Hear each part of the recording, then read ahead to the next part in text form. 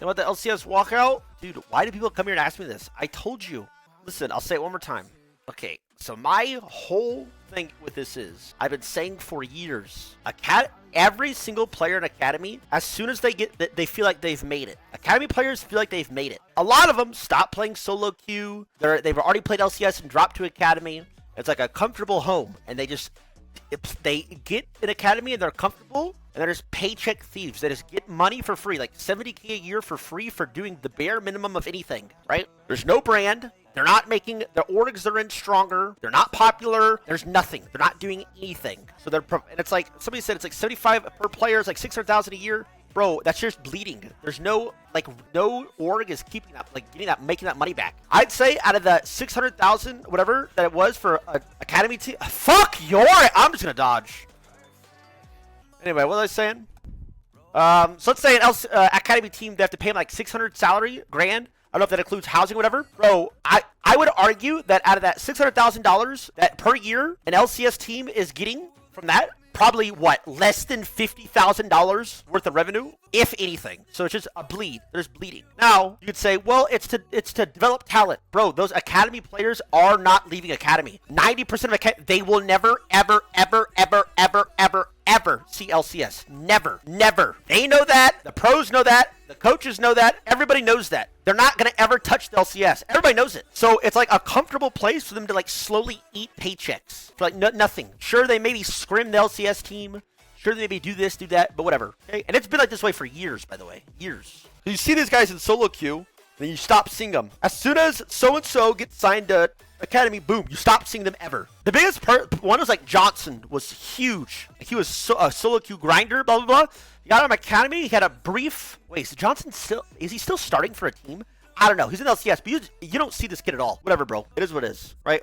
Then we go to the product. Nobody watches that shit. Nobody cares. It's just filled up with the old NA pros that has dropped down so they can comfortably make money.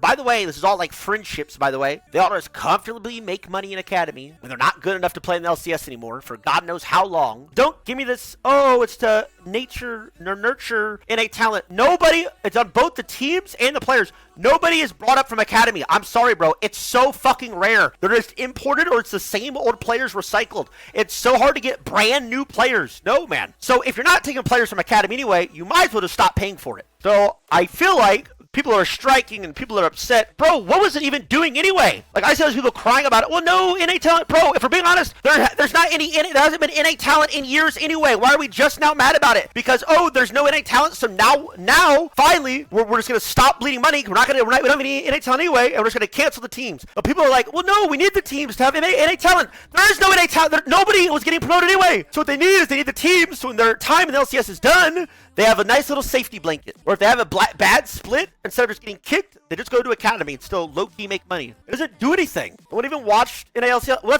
okay, yes. So it was a dead nobody ever watched it anyway. But also, I'm arguing it didn't do anything regardless. So yes, nobody watched, but none of the players were getting brought up anyway. So it doesn't matter. So if nobody watched, but a considerable amount of players were promoted to LCS, then sure. But nobody watched, and 95% of the players didn't see any LCS. I don't know, bro.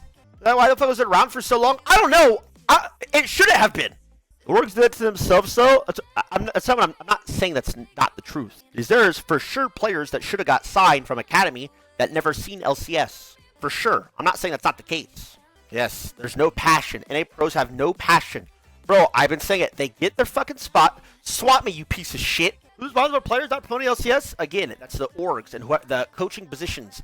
Which it's not like all the coaches and all the faculty and the staff of the team is not NA. There's some not NA, but they should have also tried. The thing about that is, players who do try and don't fucking pop off at the beginning are instantly dropped back down to Academy. So like that's a good spot for them. But they're never brought. It's gonna be Kane top, but they're never brought back up. Even though it's a waste of time based on a single record. Yeah, true. And then on top of all this shit, we suck. And again, I mean they suck. LCS NA sucks. So it's like, dude, we just need to like pick our hill to die on. Do we want to, so we're already going to suck, right? Do we want to pretend that we care, or do we want to embrace sucking and just become like full for fun content? Seriously. Academy's all ex-LCS washed up players. Not all of it, but majority. Yes. A lot of it. Yes, bro. Yes. And players who will never be given a shot. So what is the point of having an Academy team in the first place? There is none.